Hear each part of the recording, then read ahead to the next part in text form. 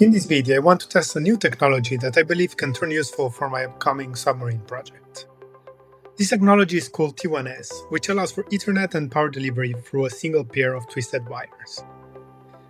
In this project, I am using two Arduino Zeros and two SPE Shields, which allow this T1S connectivity.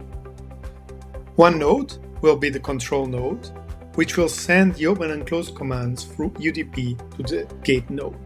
The thing that really makes this setup interesting is the possibility to power the two boards through the same cable that transmits the data. I even tested this setup with a 30 meters cable and power and data worked well. Code-wise, it's quite easy. I'm sending two commands over UDP, open and close. And some other information is that the power that I'm sending is 17 volts.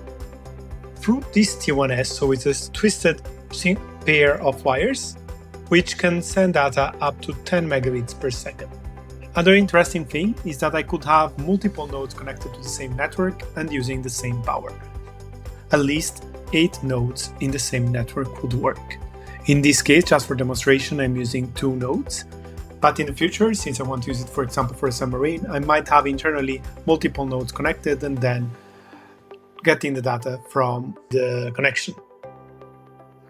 So now let's assemble the kit, and as you can see, we have 2 Arduinos, one with one Arduino UNO Zero and one SPE Shield stacked, and the other one with an Arduino UNO Zero, an Arduino UNO SPE Shield, and also the Arduino motor shield. That's not really necessary, but I use since I have it here.